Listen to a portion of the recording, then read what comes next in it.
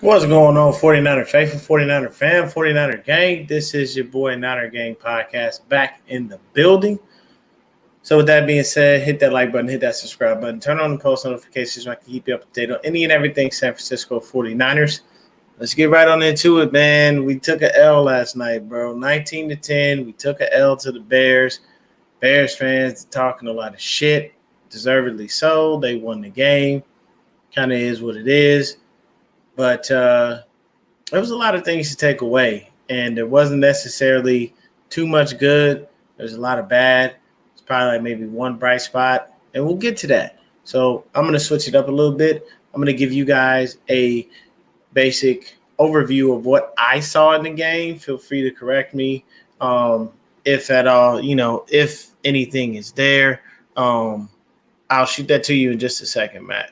But if anything, right now, I'm just trying to go through the game, get through this really quick, man, and let y'all know what I thought, give y'all some final thoughts, and I'll allow anyone to speak and say what they feel is necessary. So what I'm going to start with is just the drives. Go through those, and then we'll get to the assessment of the game, along with the fact of letting us know exactly, what's going on, what we see fit. Quick injury news. Elijah Mitchell is out for about a couple months with a injury. Let me see what it is because I posted it on Twitter. This is like the last thing. Elijah Mitchell is expected to be out about 2 months with sidelined about 2 months with a sprained MCL. So that sucks because now it kind of forces us to dig into the running back room already, and this is just the first game of the season. We were hoping Elijah Mitchell was going to have a big season, strictly based on the fact that the kid was saying he learned how to take very, very good care of his body. But, I mean, if you guys watched that game, that was horrible field conditions, and the rain was just ever flowing. I want to say it was continual pretty much most of the game and steady. And then right in the fourth quarter, it just came into a torrential downpour. It was horrendous. But either way, you still got to go out there. You still got to play football. You still got to, make sure you're on your fundamentals, make sure you understand your keys.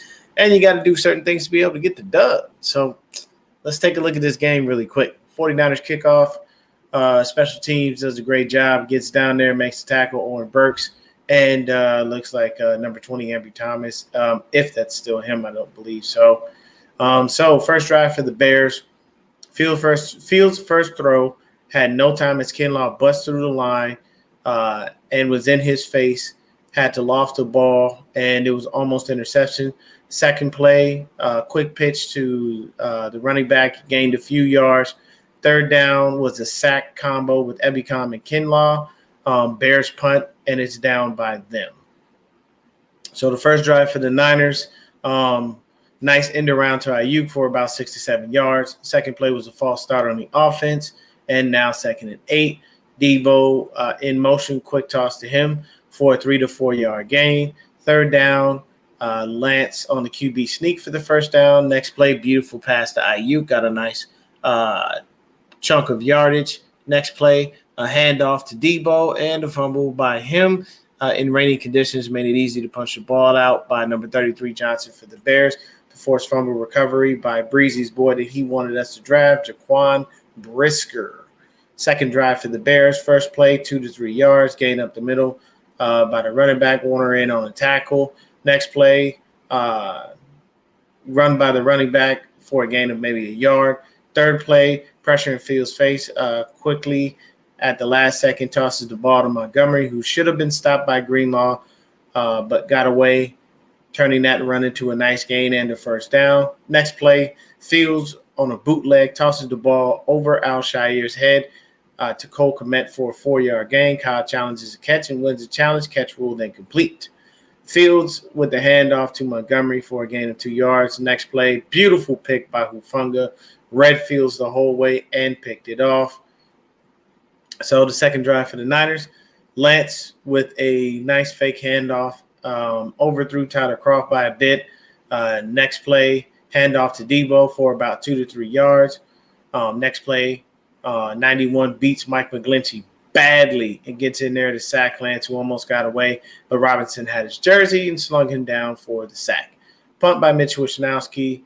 Moore caught the ball and pinned the Bears inside their own 5-yard line, but there was a flag on the play. Ineligible man downfield, Tabor Pepper. Wishnowsky still pins the Bears inside their own 10-yard line with the next punt.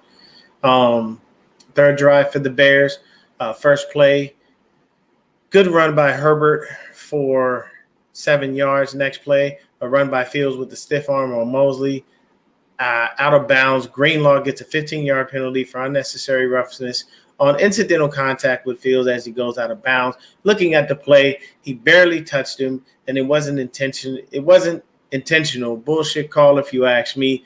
What refs have to understand is momentum is hard to stop, and look at actual intent versus just calling a penalty with no real grounds for it. I'm just saying. Next play, lots of pressure in Fields' face from the D-line. Fields lost the ball to Herbert, who was quickly stopped by Hufanga for no gain. Kinlaw hurt his ankle on the play but did return to the game. Next play was a run up the gut by Justin Herbert. By Herbert, their running back, for a few yards. Next play, Fields is sacked by Bosa, who just abuses the left tackle for the sack. Bears punt to McLeod, who fair catches the ball at the 35, 36-yard line. Stupid fucking montage of 10 is shown, pissing me off royally. So the third drive for the Niners, run by Mitchell for 2 yards. Next play, another run by Mitchell for 5 yards. Third play, missed the ball to Jennings, where the triple Bs got beat in every way. That means Banks, Burford, and Brindle. The stunts confused all three interior linemen, and Lance had immediate pressure in his face, which is why he got rid of the ball the way he did. Punt by Wishnowsky, and dumbass Pettis doesn't call for the fair catch, and pins and winds up getting the Bears pinned inside their own 6-yard line. So the fourth drive for the Bears, first play was a handoff to Montgomery for a short gain. Next play, handoff to Montgomery again. No gain, stopped by Warner and Greenlaw. Bears tried to run a quick play and got hit with the penalty for not allowing the back judge to get set. Another run by Montgomery, who got stuffed by Kinlaw and Greenlaw. Sounds like a law firm, doesn't it? Punt by the Bears. Nice return by McLeod. So fourth drive for the Bears. Pitch to Mitchell about 5 yards. Lance held the DB and made the pitch, allowing Mitchell to get those yards. Next play, fake handoff by Lance, who hits Ray McLeod for a nice chunk play and a first down. Next play, handoff to Mitchell for 11 yards. Next play was another handoff. Next play is design run for Lance. Got about 7 yards. Next play, offsides by the defense. First and goal on the 4-yard line. Handoff to Debo on an end around, who loses yardage.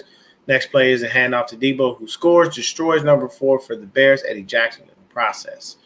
So, fifth drive for the Bears, run play by Montgomery, who was blown up in the backfield by Hufanga, and the cleanup crew finished him off. Kinlaw, Greenlaw, and Ebicom.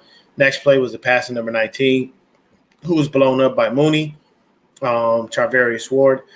Incomplete pass.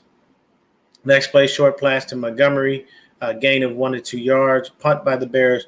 McLeod gets a few yards on the punt return and is tackled. Fifth drive for the Bears. Fifth drive for the Niners, run play by Jeff Wilson Jr. for about 7 to 8 yards. Mitchell is out with a knee injury. Not sure what happened, but we'll know more tomorrow. But I just gave you the reason for that. Sprained MCL, expected to be out about 2 months. Next play, bubble screen to Debo, got about a yard out of it. Next play, fantastic throw and catch from Lance Ayuk. The most bullshit offensive PI I've ever seen in my life is called. Play negated. Next play, Lance on a run for a first down. Next play was a run by Jeff Wilson Jr. for a yard. Next play, incomplete pass. Not sure who Lance was looking for, maybe Debo. Next play, a throw to Wilson Jr., which brings up fourth down. Punt by Wisnowski, lands at the 24-yard line. Sixth drive for the Bears. The first play, Fields on a bootleg, got 8 yards. Next play, run by Fields for the first down. Next play was a flag, offsides by Kevin Gibbons. Next play is a run by Herbert for no gain, stopped by Hufanga. Next play by the Bears is an incomplete pass to Cole Kmet, who would have gotten blown up by Hufanga anyway had he caught it. Next play was a big run by Herbert, tackled by Hufanga. Next play, another short game by Herbert, stopped by Hufanga and Bosa. Next play, Fields is almost sacked by Ebicom, but slips away and runs for a first down. Tackled by Warner. Next play, Fields scrambles everywhere before being run out of bounds by Hassan Ridgeway. Next play was a run by Montgomery, who was stopped by Bosa for little to no gain. The next play was a pass to Byron Pringle by Fields, overshot him on great coverage by Mooney on the play. Next play was an attempted field goal by Cairo Santos, who got a penalty for trying to drive the spot where the football would be kicked from. Guess you can't do that. Got to take the field as it is. Instead, it's a punt by the Bears and a fair catch by McLeod. 6th drive for the Niners. Handoff to Debo for a ridiculous game. Timeout Niners. Next play, Lance drops back looking to throw. No one is open. Quick throw to Jennings for a loss of a yard. The next play, Lance to Croft, who slips and only has a short gain. The next play, worst bubble screen ever, thrown to Debo by Lance, and we go into halftime. So that's just the first half. So I'm just letting y'all know exactly what's going on, Denise. Hey, Denise, you are a star. I saw you with Mariah, man. You were going in. I love it. I loved every second of it. Niner Sickness, what's going on, good brother? How you doing? So that was the first half. The first half, the defense looked fantastic. We were up 7-0, but you know it's a continual progress in the game. So to start the second half, there was a touchback, 7th drive for the Bears, run for a first down by. 7th drive for the Niners. Run for a first down by Debo. Next play, Lance feels pressure. Quick pass to Debo, who fumbles it. But the 49ers recover. Jake Brendel on the recovery. Pressure from the next play, pressure from the Bears. Oh, so the pressure from the Bears on this play was from number 94, who beat Williams, which is a rare sight. So Trent got beat on that play, which is why that happened. The next play was a toss to Jefferson Jr. for 4 yards. Next play was Lance with a deep shot to Jennings for a big gain. Next play, Lance designed run for about 5 to 6 yards. And then another run by Jeff Wilson Jr. for about a yard or two. Next play, Lance runs for the first down. The next play first and goal, Wilson Jr. on a run for a minimal gain. The next play, second and goal run by Wilson Jr., who loses yardage on the play. The next play, Lance to throw. Wait, I think I put this in properly.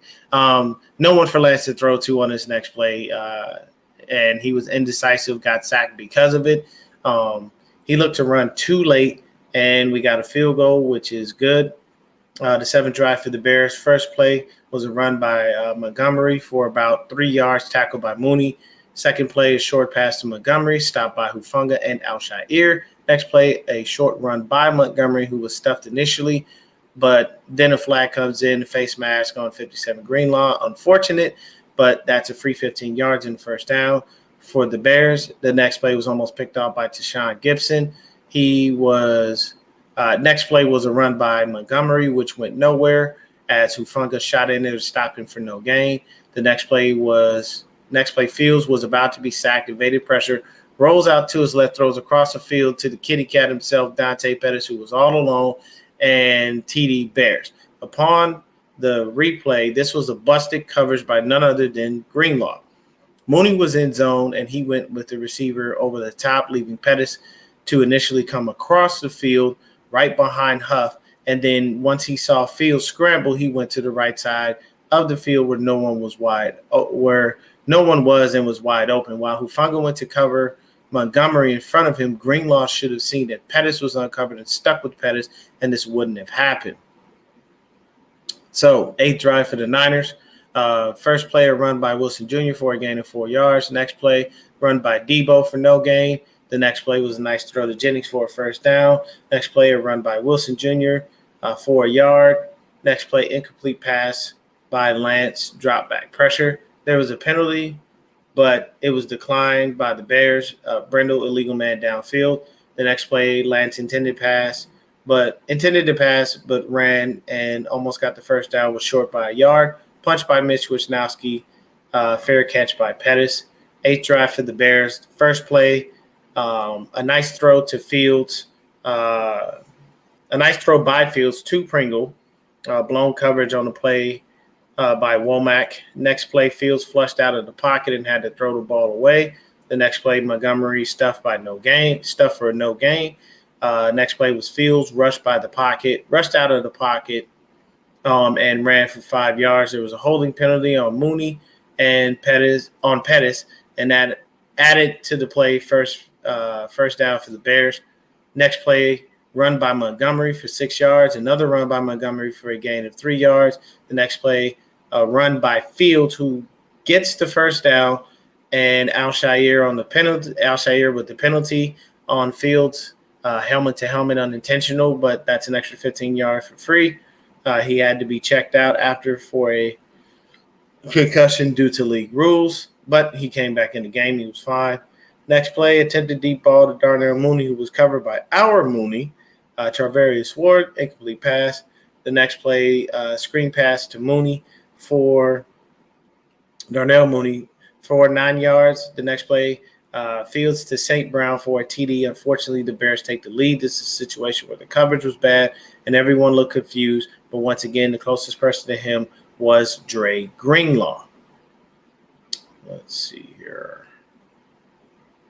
All right, so the 8th drive for the Niners. First play, Lance is flushed out of the pocket and throws the ball away. Next play is a delay of game, and they cut to Kyle on the sidelines. It looks like he call the fucking play. Can't be sure, but it looks like that's what he said.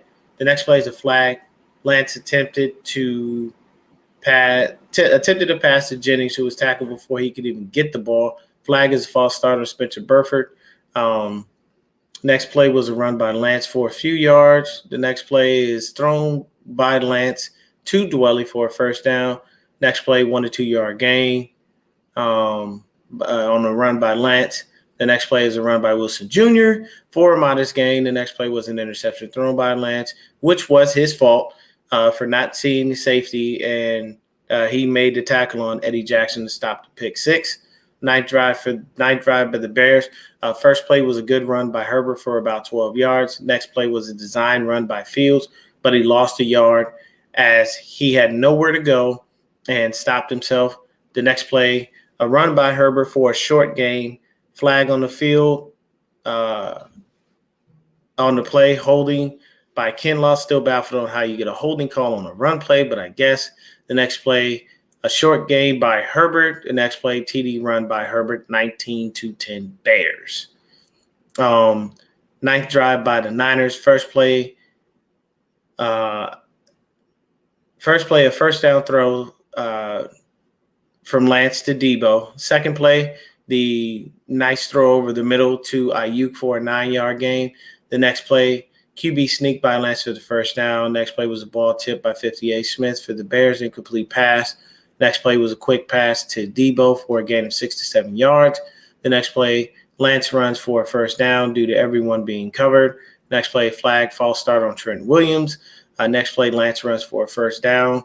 After that, an attempted pass to Dwelley, missed him by a mile instead. Next play was a quick pass to Jeff Wilson Jr. They thought he fumbled, but upon review, his knee was down, so the fumble was overturned. The next play was just a horrible throw by Lance. I'm not sure if the ball slipped out or what, but the throw was at the ground. The next play, overshot a wide open Juice, threw it way too hard and high. 10th drive by the Bears. First play is a run by Montgomery for a short gain. Next play, another run by Montgomery, stuffed by Armstead for no gain. Next play, another run by Montgomery, stopped for no gain, stopped by Al-Shaair. Next play, the Bears take the penalty and punt. By now, the field is soaked and there's a destructive downpour of rain. 10th drive by the 49ers. First play, a throw by Lance to Juice, who drops it. Next play is a snap fumble by Lance, who recovers it and runs for no gain. Next play, Lance is stopped for a gain of a yard or two. Final throw of the game. Don't know who Lance was throwing to, but that's it. Game is over. Turnover on downs, and the Bears kneel out the game to win. So that was just what I saw as far as that's concerned. When I take a look at things, and that's just my recount of it. Let's see. Rick Diaz says, "My friend, my brother, what's your opinion about what's your opinion? What do you think about Kyle and Lynch? Do you think they know what they're doing, especially Kyle as a coach?"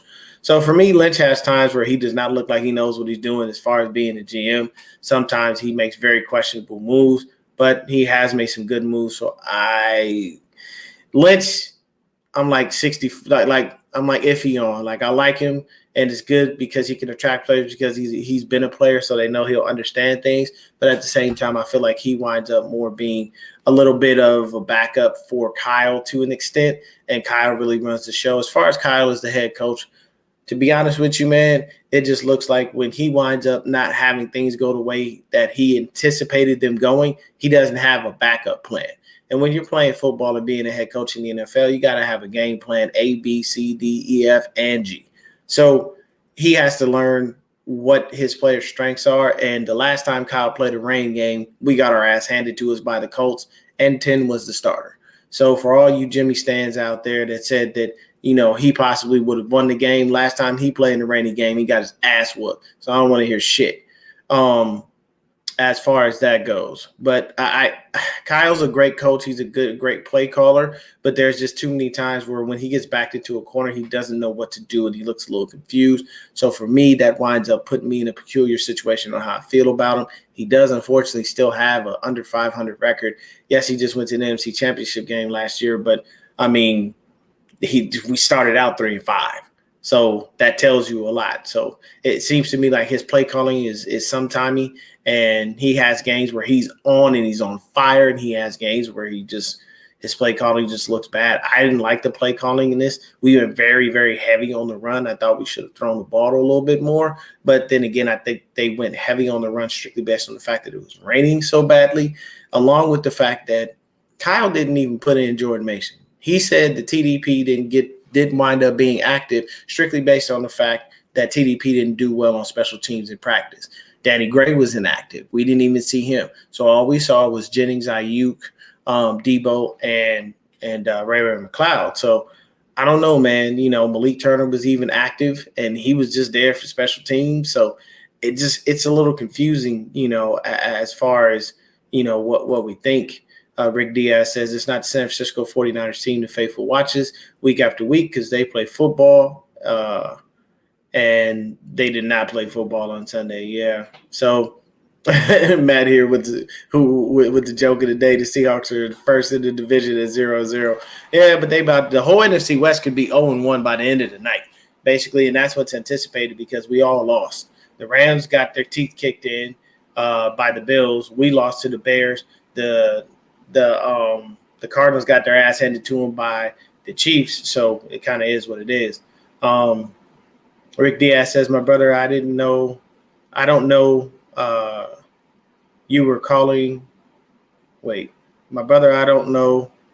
You were calling. Remember where the owner of the 49ers said he didn't want any banners.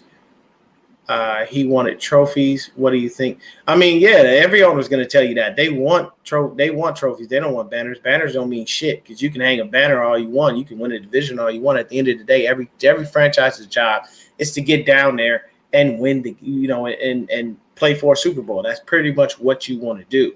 Why so? What's going on, baby? CJ Gray, what's going on? So I'm telling you, man, it's insane. But that downpour was crazy. So notable inactives, TDP, Danny Gray. Once again, Kyle said in the post-game pressure that Mason was active due to him playing better on special teams. Then TDP, Mason got no action in this game. Greenlaw looked bad this game. The penalties killed us all game. First half, we looked amazing. Second half, the defense had a few miscommunications that led to 2 passing TDs by Fields, and our defense is still struggling with mobile QBs. Our last 2 rain games, we lost to the Colts and the Bears. Both games were downpours respectively. Both teams had 10 drives. We only had 10 points to show for it, and some turnovers in the red zone, which can happen if you want to win games. The O-line needs work and still has to gel. Defensive line was good, created pressure, but against a mobile athletic QB, we still had some issues. We had a pick in this game, which I predicted. Hufanga showed up and showed out. Loved the hard work from the kid. Both teams allowed 2 sacks. 2 former 49ers got a win over us in Pettis and Richard Hightower, the special teams coordinator. We threw the ball 28 times, ran the ball 37 times. As a team, we averaged 4.8 yards per catch, but had only 1 touchdown. Before he went down, Mitchell was running well, averaging over 6 yards per carry. Wilson Jr. averaged 2.2 yards per carry, the lowest average on the team. Not sure why Kyle stuck with him and didn't give Mason any carries. Juwan Jennings was our leading pass catcher with 4 catches for 62 yards. Lance was our leading rusher with 13 carries for 54 yards. Hufanga had 11 tackles, 2 tackles for a loss, and a pass defense along with his interception.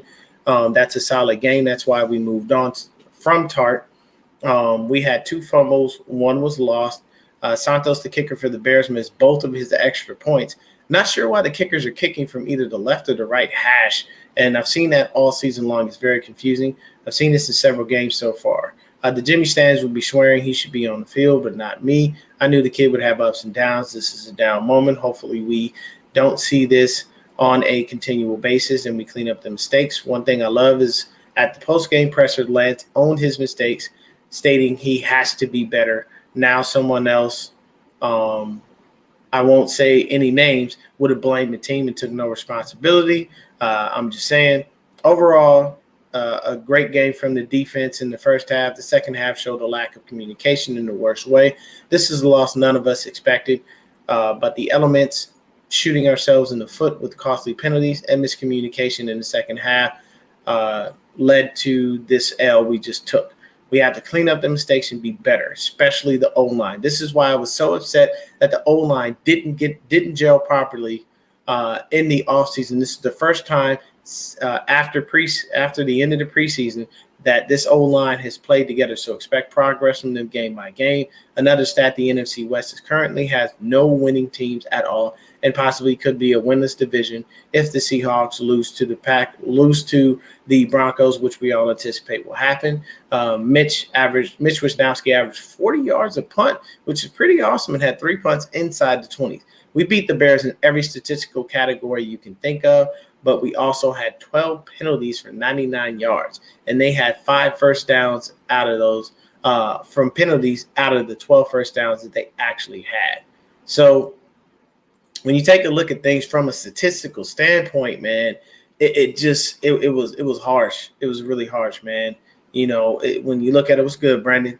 When you look at things just from a wide open perspective, the game was just hard, man. It just looked like, honestly, man, I like I said, I love what Lance said in the post-game pressure. I appreciate it. I thank him for continuing to take responsibility and hold that and saying, I need to be better. These are things I need to improve on. Lots of things that I wish I could take back, things like that. That's what we want in a leader from our team. And we don't want him to wind up in situations where he's not able to actually, take responsibility or, say, oh, well, team. No, when they win, he preaches team. When they lose, he preaches him, which is the way you want your quarterback to be. Hopefully we come out next week against the Seattle Seahawks, have a better game. This game, like I said, man, it was just a hard loss. And by that fourth quarter, man, it was a torrential downpour. I'm talking, even the camera was literally so wet you couldn't even see. There was lighting adjustments and all kinds of shit. The field was just horrendous. It just looked like trash, man. It was really, really bad. Thank you. I appreciate that, Denise. Yes, everybody in here, if you're watching, I got 19 people in here. Hopefully I could get 19 likes. Debo that like button. Will Smith that like button, whatever you want to call it, man. The other thing that was a little confusing to me is, and I'm just going to take a look at some of the stats really quick, and this is what bothers me. So Jordan Mason is active. Okay, he's active. He's there. He's playing on special teams. It's great. Trey Lance is your leading rusher with 13 carries for 54 yards. Not a good look. Your next leading rusher is Deebo Samuel with 8 carries for 52 yards. Yes, he had the TD. And then after that, it was Elijah Mitchell, 6 carries for 41 yards. So Lance averaged 4.2. Deebo averaged 6.5. Mitchell, before he went down, was averaging 6.8.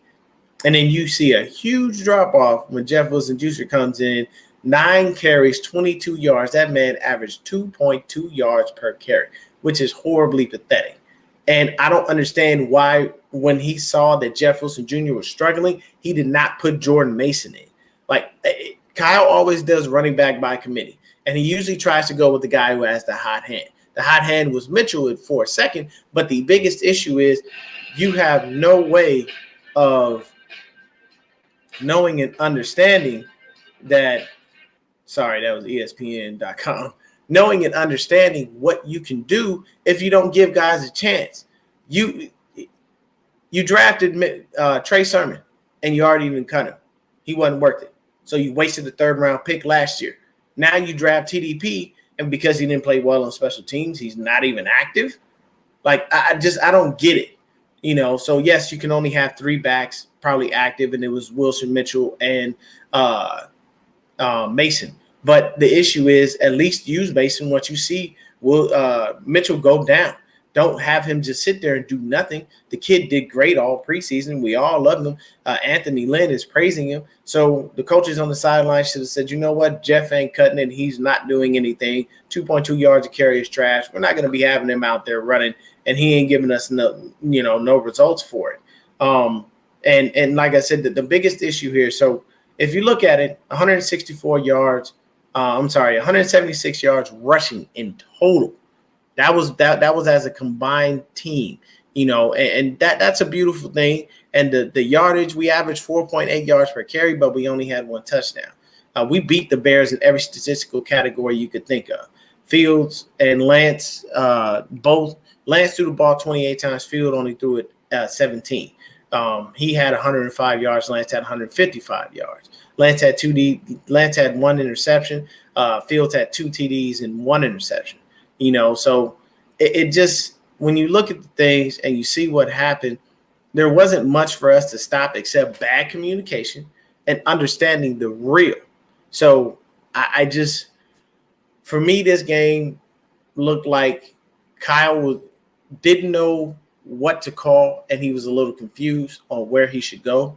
I did do an instant reaction to the game because I just didn't want to curse and be all pissed off. I was able to watch the game over. That's why I was able to give you all a play-by-play breakdown, and it was easier for me to see where the deficiencies lie.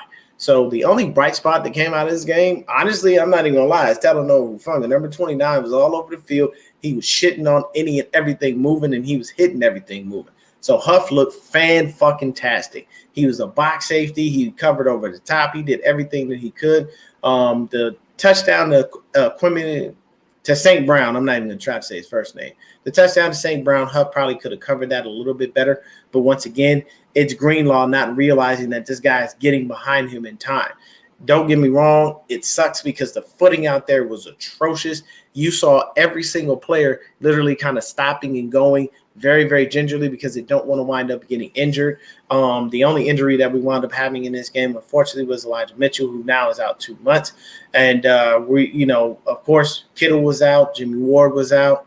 So it sucks. And, you could have used Kittle for his blocking prowess in this game, but it's really hard, man, when it comes down to it. We took the L. We got to move forward. We got to move on, man. We're 0-1. It wasn't a good look. It was one of the worst looking games I've ever seen in my life as far as the rain is concerned. Outside of our last year's game, with our ass getting whooped by the Colts, with Darius Leonard basically said, I'm glad they stopped running the ball because we couldn't stop it. So, like I said, when you look at it, man, from a statistical standpoint, we murdered the Bears every which way you could think of. From team stats, we had 17 first downs. They had 15. We had 11 rushing first downs. They had 6. We had 5 passing first downs. They had 4. We killed them in time of possession. We had the ball for 33 minutes and 28 seconds. They only had it for 26 minutes and 32 seconds. But we had 12 penalties for 99 yards, while they only had 3 for 24. We also had 2 turnovers. You know what I mean? It's just the numbers. If you looked at this from a sheer number standpoint, you would say Niners should have won that game. But when you look at things and you see the way they happen, operating on a short field, and the number one problem in this game was Fields' athleticism. His ability to shift and move and get out of that pocket and evade pressure wound up putting our backs against the wall, and it was not a good look, man. We kept getting beat, and we didn't stay with our receivers. This is why I don't like our zone defense at times, because it doesn't allow players to go with the receivers. They'll tell you, stay in your zone. You're supposed to be here, be here. But when a guy breaks off and he looks wide open, should I go get him or should I just stay in my zone? Because if a play happens where my zone was, you're going to tell me you should have stayed in the zone. But then this guy winds up wide open, butt naked, and then he just runs up the field, gets a touchdown. You know, we're all looking around going, who should have covered that guy? Whose zone was that? So this is kind of why I like a more man 3-4 type defense, because you have 4 linebackers who are athletic and 3 hogs on the front line who can get to the quarterback. You send one of those linebackers every now and then. You know, but it is what it is. This was an unfortunate L that we took, and it's a little bit tough, man. So I know for me, it definitely was really hard to be able to, you know, get these things and get them taken into account, man. I was really frustrated yesterday watching the game, man, and of course, you know, mom poked fun at me. She talk shit because her Saints won, which it always happens, man. It's back and forth banter.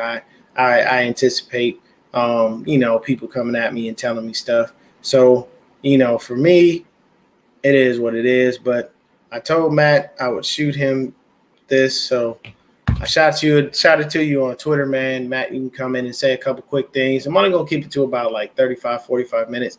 Because I'm going to get out of here. I got to hit the gym and keep myself in shape, be ready, just in case the Niners call. I'm just kidding. I'm 41. I ain't got no business on a goddamn field. But I hope that next week we see a lot of Jordan Mason. We see less of Jeff Wilson Jr. And hopefully we even got TDP active. You know what I'm saying? So we can give a mix-up of run styles and see what these guys have to offer. You know, Jordan Mason made the team. He showed up and showed out in preseason and all throughout training camp and OTAs. So that allowed us to cut Trey Sermon. So at least get a guy a shot, let him know what's going on. All right. So, Matt, you are here, good brother. What's going on, man? It's fine. I mean, I just got out of school or whatever. So, like, yeah, everything's fine, really. But, like, the loss yesterday, that, like, yeah, like I said, it's like the defense was really undisciplined. Like D'Amico Ryans, you gotta get that pick. Trey was decent, like below average, whatever. Especially playing in the rain. I thought he would do better considering he's from Minnesota. The offensive line, other than Trent Williams, was really bad today. And even he got beat and had a penalty. So whew, man, it was a hard sell, bro. This was a hard L that we had to take. I didn't like it. I didn't like it by any stretch of the imagination. This one was bad. Yeah. But still, it's just week 1. Let's keep our head ups and let's go after Seattle next week. There we'll be in clear weather. We'll be at home, and yeah. That's gonna be the beautiful thing about it, man. Yeah, we will be at home. It will allow us to be able to do things the way that we need to do. And from what I hear, it is going to be 76 and sunny, folks. So we do not have to worry about rain or any of that shit. Because, you know, it like I said, it's the last 2 rain games, man, we've lost. So the next time I see us playing the team, I'm checking the weather. Because I'm not going to call another dub for us if it's going to be a torrential downpour like it was. By the time that fourth quarter hit, it was insane. If anybody watched Nick Bosa's post-game presser, he was just happy to get the fuck out of Chicago and back to California. Like, it literally drove – like, I mean, I'm 100% sure that every player there was super, super tired. But for the running offense, it frustrates me again when you wind up in a situation where you have, once again, Trey Lance being your leading rusher, Debo being the second leading rusher. You're not utilizing the backs that you have. Like, why would you not do that? What sense does it make when your leading rusher is your quarterback and you're not doing anything? So next week will be better. Very, very frustrating loss. Definitely didn't anticipate this L. All Bears fans were saying we were overlooking people. The one name I heard, Velus Jones, was not in the game, so we didn't really overlook him. And honestly, when you look at it from just a box score standpoint, the Bears didn't really do much of nothing. Justin Fields, 8 of 17 for 121 yards passing with 2 TDs and 1 interception. He still took 2 sacks. They didn't even get 100 yards rushing. The only person that really averaged any good yardage was Khalil Herbert. He averaged 5 yards a carry, and he had that 1 touchdown. Pettis only had that 1 catch for the TD. David Montgomery wound up having a couple catches, but like there was nobody there that like just shined and went insane. So when Bears fans talk shit, the only thing they can really talk shit about is just the win in general. But if they look at their statistical analysis and see how they won the game based off of us killing ourselves with penalties and a couple of literally 2 blown coverage assignments, then they'll calm the fuck down. Like, that's my thing. Yeah. Like, don't come out here making it seem like you just came in here and kicked our teeth in, because you didn't. We had 2 blown coverages. That's what allowed you to get your touchdowns, along with the fact that we had penalties that kept kicking us in the ass. So you can't sit up here and make it seem like you did anything spectacular. And your kicker, Cairo Santos, definitely wasn't no saint on them extra points, because that was an atrocity how he missed both of them motherfuckers. And I know the wind had something to do with it, but what do you make of these guys kicking from the left and right hash? I've seen that all season long. Why are they doing this? I don't understand. I mean, it's the Bears kicker. I mean, what do you expect? They always miss kicks, but they're not as bad as the Vikings. So. That's my dog, man. Hey, and I just a special shout out to Matt, man. I feel like Matt was like my first subscriber, bro. Like, he's always been here. He supported me from like day one. If I ever get to meet and hang out with Matt, I know it's going to be a good time. Really, really, really good dude. Thank you so much for coming in and hanging out with me. Thank you, everybody, for that stopped in. CJ Gray, Denise, The Wise Soul, Rick Diaz, of course, Matt, Crazy Juice. I thank all of y'all for coming in and hanging out with your boy, John V. I know you were listening while you were hanging out, coaching the kids and everything. But I'm going to get on out of here, man. Be sure to check out the Locker Room Rant later with my boy. Last thing is that after this last game, I'm hoping that D'Amico and Kyle are going to start calling like more man coverage for the rest of the season, because, like, come on. Mm-hmm. Yeah, and see that Matt understands what I mean when I say that it's frustrating, because when you run too much zone, teams have easier ways to figure out what you're running and find the soft spots and create plays. When you run man, you allow that DB or that person covering that wide receiver and or running back to travel with them wherever they go. But if you're telling somebody stay in your zone, stay in your keys, then what happens? You got too many holes. And teams know how to exploit this shit, man. You either run a cover 1, 2, 3, whatever the case you may be running. But if you're running a zone scheme, teams know where the soft spots are in that zone, especially if you run a lot of the same thing. So hopefully, yes, I think they're do that. I think they're worried because they think that we don't have good enough corners to constantly keep running man. Yeah, definitely. So, what's going on, Super Dave? Yeah, man, there it is. You give a team 15 yards with a penalty when they couldn't move the ball. Otherwise, flat out ridiculous. And that's one thing that the Bears need to calm down about. Like, you got the win, celebrate your win, be happy. But I'll tell you this, you've got some problems on that fucking O-line, because we were getting hella pressure on Justin Fields. If he was not as athletic as he is, we would have had about 10 sacks in that fucking game. And you can't tell me we wouldn't have, because believe you me, we had pressure all day long. A lot of the reason that Fields even made the plays that he made was due to his athleticism. And I'm not taking that away from him. I'm just stating that while Bears fans feel like they're great and they did everything that they could do to be able to win this game, and they blew us out, or they just broke us off or anything like that, you still lost in every statistical category. Your O-line is still ass. Your defense looked all right. You know what I'm saying? Y'all had y'all 2 sacks and an interception. We had our 2 sacks and an interception. So you got the dub. Congratulations. You're 1-0. and just keep on moving. But we'll be here next week, man. You know what I'm saying? Yeah. We're gonna go ahead and cover the Seahawks game, and we'll be a lot better next week. Yeah, like at least the next week we're facing a terrible O line with not one but two unathletic quarterbacks. So we're at home, and it's gonna be sunny. So there's no reason we should lose that game. And the NFC West currently right now, people is up for grabs. Matthew Stafford looked like hot garbage. His arm fatigue looked like it's definitely a problem. I know that the Dallas Cowboys have lost Dak Prescott for a couple of weeks with the hand injury. Somebody posted something funny on Twitter saying that they would come and get. Oh no, my boy, who's a Bears fan, text me with some bullshit telling me that, Jerry would give us a call about Jimmy, and I'm like, hell no, he ain't calling for Jimmy fucking Garoppolo. They're gonna roll with Cooper Rush and call it a day. They ain't about to bring in another quarterback and have them have three starters, because they didn't even have a second quarterback. They just elevated Cooper Rush like days before the game. So it is what it is. So yeah, the NFC is just wide open right now. Hey, look, the Vikings beat the Pack. You know what I'm saying? And Aaron Rodgers couldn't get any of his receivers open. So like the only team that actually looks like a threat is the Bucks, really. Yeah, the Bucks look good because they beat up on the Cowboys. But the Cowboys are void of receivers. They're void of a lot of things. And it's the Cowboys. What do we expect, really? We know that they're going to find a way to fuck themselves at some point during the season. But for everybody out there that was watching Trey Lance, just remember, this will get better. Yeah.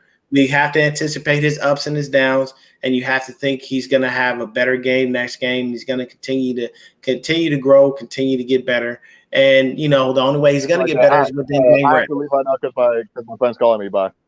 All right, man. My friend's calling me. Bye. Cool. So thank everybody. Appreciate you guys for stopping by. This is Niner Game Podcast. I am out. I'll see y'all on the 49ers round check a little bit later. And then I believe I got a show with my boy Brandon with the Forever Faithful podcast. And definitely check out Nitty Gritty Niners tonight, man. They'll be on. They had their overreaction show, but I think hopefully Breezy has made it home safely and everything is cool. But I appreciate everybody for stopping by. Once again, go Niners. Don't take this L as the season is over, because it's not. We still got 16 more to go. We have a fantastic quarterback who took credit for the loss and understood his weaknesses, and he's going to work on his weaknesses and continue to build on the strengths. And we got the Seahawks next week, so it should be a good easy dub. I'm going to watch this game tonight to see what they look like with Geno Smith, and then keep on rolling, man. And yes, the defense was tired. Very, very tired, man. It looked like that rain was draining them. And when you have a torrential downpour, you got to play in it and hope to find your footing and do all that. It is a big issue. But thanks for tuning in, and I'm out.